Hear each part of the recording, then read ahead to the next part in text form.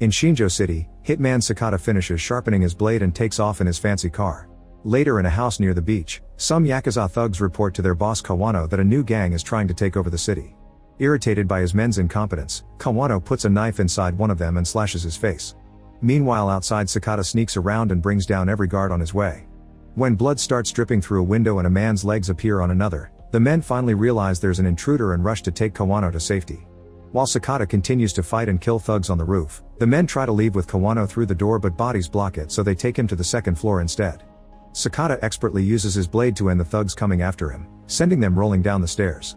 Eventually Kawano reaches his car only to discover the driver is already dead. After slashing a few more guys, Sakata is thrown through a glass door by a gangster. They start fighting hand to hand, using any object or piece of furniture found in the room. Sakata falls and the man sits on him to stab him, but Sakata cuts off his hand and leaves him to bleed to death on the floor. Then he goes to Kawano's bedroom and uses a thug's body as a shield against Kawano's shots. A terrified Kawano tries to escape through the balcony, but Sakata quickly catches up and finally kills him. When a thug tries to shoot Sakata by surprise, he's killed first by Sakata's handler Fujita. On their way out, Fujita pays Sakata for this mission and asks him not to retire, but Sakata refuses because his family is his priority now. All this is seen by someone in the shadows. Afterward, Sakata goes home to his wife Aoi and his daughter Ryo and takes a shower before dinner. While Sakata is changing, he hears his family screaming and finds some men wearing demon masks surrounding his family. They thank Sakata for getting rid of Kawano's gang because now their group called the Kimengumi can control the city. When one of the men grabs Ryo, Sakata tackles him and gets ready to shoot him, but he freezes when another thug shoots something on the table. Then the man starts beating Sakata up on the floor. Ryo begs the guy not to hurt her father, so Aoi rushes to get her out of the way before begging for mercy in tears. Tired of her crying, a man shoots her in the head. A furious Sakata tells Ryo to run before he attacks the strangers, but a man shoots the girl. While Sakata has a breakdown, the gang leader says that there's a demon in the city that possesses someone once every 50 years, causing them to go on a killing spree. The Kimengumi's duty is to protect the city from such demon, but Sakata still promises to kill them all one day. The men say they'll wait for that day before shooting Sakata too. Soon the police find the family and assume Sakata shot Ryo and Aoi before self-deleting. 12 years later, Mayor Sunahara is talking to the press, explaining how he transformed Shinjo City from a dangerous crime-infested area into a beautiful place of progress. He also announces that they'll be opening an integrated resort with a theater, shopping, and casino. A journalist named Kamiyama tries to ask about all the people who have gone missing and been killed in the last decade, including the leader of the group opposing the resort construction, but Sunahara says it's all factless rumors. In the meantime, Sakata has been living in a vegetative state in a medical prison. When his sentence is finally over, Fujita comes to pick him up and takes him to an apartment in the slums, proving that the city isn't doing as great as propaganda says. Days start to pass and Sakata is taken care of by Fujita's relative Raj, who bathes him, feeds him, and takes him on walks. One evening when they're returning to the apartment, a criminal suddenly jumps on them and stabs Sakata's arm as he screams his name. It turns out this is the thug whose hand Sakata cut off years ago and he wants revenge, but Sakata still doesn't react. At the same time, Kamiyama is meeting with the guy with the slashed face to ask him about the Kimengumi.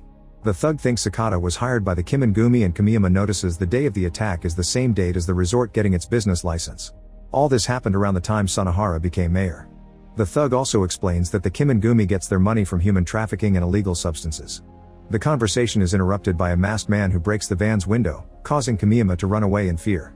The man runs after him to kill him with a hammer while a second masked guy takes the thug out of the van. Then the men put the hammer in the thug's hand and give him a gun to force him to self-delete. They watch him die before they receive an important call. At home, Fujita is practicing ping pong while thinking about the whole deal with Sakata and how he told the Kimengumi about the family, but they didn't listen to him when he asked them not to kill them. At that moment he gets a call with surprising news. At the hospital, police chief Kotaro comes to check on the victim of a hobo fight in the neighborhood. He gives the two guarding officers some money so they can take a break, then he enters the room, revealing the victim is Sakata. Kotaro is now wearing a demon mask and asks Sakata if he recognizes him, which means he's one of the Kimengumi who killed Sakata's family. As he takes an injection from his coat, Kotaro explains that 12 years ago when the group realized Sakata was still alive they received orders not to shoot him again, but he always thought they should have killed him. Then Kotaro injects Sakata's fore, unaware that his voice is slowly bringing Sakata out of his vegetative state. When Kotaro gets ready for a selfie he sees Sakata moving again. After accidentally falling, Sakata grabs Kotaro and makes him fall, followed by some choking. However, Kotaro hits Sakata with a few objects to push him off and lands a few kicks to knock him out. At that moment the officers come back and Kotaro has to take off the mask to stop them from shooting. As soon as the guards turn around, Kotaro puts on the mask again and shoots an officer in the face, using a pillow to cover the noise. The other officer isn't surprised because he's also part of the Kimengumi. When they discover a doctor saw all this, they shoot him as well. Suddenly Sakata wakes up and jumps on Kotaro, so the officer tries to defend his boss, which triggers a fight among the three of them. The officer ends up falling and stuck between the bed and wall while Kotaro keeps on kicking Sakata, who manages to hit his enemy's head before trying to use the fourth line to choke him. Kotaro defends himself, and in the struggle they push the officer through the window. Then Sakata tries the fourth line again, and when Kotaro takes it off, Sakata finishes strangling him with the bed sheets. When Fujita and Raj arrive at the hospital, they're shocked to see Sakata walk out. He grabs some food on his way out, which triggers a memory of his family's death, further feeding his desire for revenge. The news of Sakata's revival reaches the Kimengumi, including the guys working in the illegal factory and moving the girls for sale. The leader is delighted to hear this and calls Sakata a demon loose in the city, so he starts dancing to celebrate with an ancient ritual. Soon Fujita receives a message from the Kimengumi asking him to bring them Sakata's dead body. The group drives to the factory and Sakata's body is dropped in a bag before Fujita and Raj leave. Once the bag is thrown on a conveyor machine, Sakata comes out and punches a guard before leaving the room. The factory owner Takemoto sees Sakata fighting a bunch of his employees on the cameras and immediately warns the gate guard, who opens fire at the van. Raj is immediately killed, but Fujita is only wounded and quickly shoots the guards back. After Takemoto consumes his own product, he puts on the mask that marks him as one of the killers of Sakata's family. Meanwhile, Sakata moves through the different areas of the factory, bringing down every thug in his way by using items he finds around or even smashing their heads on the wall, railings, and machinery. A worker picks up Sakata with a loader truck and covers him with trash before dropping him on the floor, so Sakata throws a knife to kill him. Another worker in a cart opens fire, so Sakata jumps on him to derail the vehicle and steals the gun to kill a few more men. Some workers jump into the cart with him and Sakata kills them with his knife, then he jumps off right before the cart crashes. Still hungry for revenge, Sakata continues to make his way through the stairs and a corridor, always killing all the men who try to stop him. When he reaches the office floor, he discovers Takemoto is already outside pressing a button on his phone. At that moment the building blows up and Takemoto receives a call from the leader, who saw the explosion and congratulates him on his success. However, Takemoto hangs up when he sees Sakata coming out of the building protecting himself with a blanket. It looks like another fight is about to begin, but Takemoto is run over Fujita, who falls to his knees while puking blood. He apologizes to Sakata for telling the Kimengumi about his family and agrees he deserves an end too, so Sakata doesn't hesitate to shoot him. Afterwards, Sataka hangs Takemoto and starts beating him up, but Takemoto only laughs and swears loyalty to his leader. At that moment Takemoto's phone rings and Sataka hears the leader's voice. He furiously destroys Takemoto's mask as the leader reveals that his daughter is still alive. The leader turns out to be Mayor Sunahara, and he explains that all these criminal activities bring the money to make the city progress. If Sakata wants to see his daughter again, he must let Takemoto go. However, Sakata kills Takemoto anyway. In the morning, reporters talk about all the attacks that happened last night and blame them on Sakata, saying he died in the factory explosion. Meanwhile, Ryo is now a teenager being watched by Kanta, another one of the masked men. He's in charge of the Kimengumi's human trafficking business and likes to stare at Ryo in inappropriate ways. Sunahara calls him and orders him to find Sakata, who has been hiding since the incident. In a humble neighborhood, police officer Takagawa returns to his apartment and notices the window was open before being startled by Sakata. It turns out that many years ago Sakata saved Takagawa's life, and since then the officer has been passing him information. Takagawa shows Sakata a video of the Kimengumi killing the CEO of a security company. He also has the finger of the victim. Now that company handles the security at the new resort. After stealing Takagawa's gun, Sakata goes to the security company headquarters and kills thugs on every floor until he finds a small living space. While Ryo hides behind a couch, Sakata finds a board full of pictures of his daughter with Kanta posing as her father. At that moment Kanta comes in and the men immediately start to fight. While Ryo uses the chance to run away, Sakata overpowers Kanta and starts throwing him against the furniture all over the room. Kanta retaliates by hitting Sakata with a table before trying to shoot him, but Sakata dodges and starts fighting him for the gun. When Kanta hits him with a decoration to bring him down, he also insults him, and Sakata finally realizes this is the guy that killed his wife. The gun is jammed, so Sakata is about to end this, but suddenly Ryo comes back and calls Kanta father before shooting Sakata with her school bow. Sakata is too shocked to dodge and the arrow hits him in the chest before Kanta pushes him through the window. Kanta then looks out and discovers Sakata is escaping in a car. It turns out Takagawa is driving Sakata around and takes him to a safe spot where he can remove the arrow and take care of the wound. At that moment Takagawa gets a call from Sunahara, who saw him on the cameras and asks him to pass the phone to Sakata. Then Sunahara tells Sakata that if he wants to see Ryo again, he must come to the resort. Without caring about his wound, Sakata drives to his hideout to grab his old blade and fancy car. Meanwhile, Ryo is locked up in a room at the resort. There are guards on every floor and every corner with plenty of weapons. Suddenly Sakata's empty car appears outside as a distraction while Sakata himself sneaks inside to start killing thugs with his blade and the guns he takes from the dead men. He also uses any objects in the room like cargo carts and the fire extinguisher.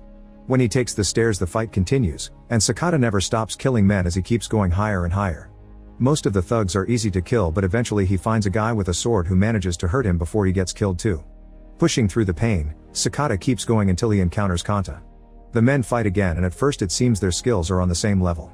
As he dodges attacks like a pro, Kanta complains about Sakata showing up right when Ryo's body is starting to develop, offering creepy descriptions of her. Kanta is about to stab Sakata, but he stops the blade and only gets a scar on his cheek. Then Sakata steals the blade and stabs Kanta's eye before hitting him in the head to knock him out. More thugs come after him, so by the time Sakata makes it to the last floor he's exhausted. When he enters a room, he's shocked to find Ryo, who doesn't recognize him. This distraction allows the last masked man named Jin to knock Sakata out. Moments later, Sakata is taken to Sunahara, who tells Ryo about the legend of the city demon. Sunahara wants Sakata to become that demon and gets his sword ready to kill Ryo, only for Takagawa to burst in with open fire. Most of the guards quickly die and Sunahara uses one of his men as a shield to leave the room. Sakata calls Ryo's name and his words make her remember the day of the incident, revealing that the shot had hit her toy. She runs to hide with Takagawa while Sakata fights Jin, who uses a metal staff. Sunahara returns to watch how easily Jin overpowers Sakata, who manages to only land a hit or two while Jin continues to beat him up. However, after lots of struggle, Sakata finds an opening and stabs Jin before throwing him on the stairs. Afterward, Sunahara takes off Jin's mask, revealing he's his twin brother, except Jin has a burn mark on his face. A flashback shows how they were kept apart as kids at first, but once they met, Jin would do anything for Sunahara, even kill. Meanwhile, Takagawa is trying to leave the building with Ryo, who decides to go back for her father. After putting on his mask, Sunahara starts fighting Sakata using his sword. Since Sakata is already heavily wounded, it's easy for Sunahara to slash him over and over until he cuts off Sakata's free hand. This isn't enough to stop Sakata, who keeps dragging his weak body to throw more attacks. Sunahara blocks all his blows but still gets excited because he sees that Sakata has truly become the demon of the city. Both men suddenly attack and stab each other at the same time, so Sakata uses the chance to unmask Sunahara and finally kill him with a blow to the head. Then Sakata rolls down the stairs and notices Ryo saw everything. She tries to come closer, but at that moment Kanta reappears to shoot Sakata. Next, Kanta tries to reunite with Ryo, who doesn't want anything to do with him now that she remembers he killed her mom. He begs for her attention and Sakata appears behind him to finally kill him with his blade. Sakata collapses in Ryo's arms and offers a few words of affection before dying. Sometime later, the police, firefighters, and doctors arrive to pick up all the bodies and wounded people. One of these bodies is Jin, who is still alive. Ryo is told to wait in the ambulance, but while everyone is distracted, she runs away. A year later, Jin is pretending to be his brother and wins the elections by getting sympathy for his scar. After an interview, Jin wears the leader's mask and performs a ritual in a shrine in the forest. At that moment, Ryo shows up and shoots Jin with multiple arrows until he's dead. Then she leaves in her father's car where she keeps a family picture. Make sure to subscribe and turn on notifications so you can watch more videos like this. Thanks for watching.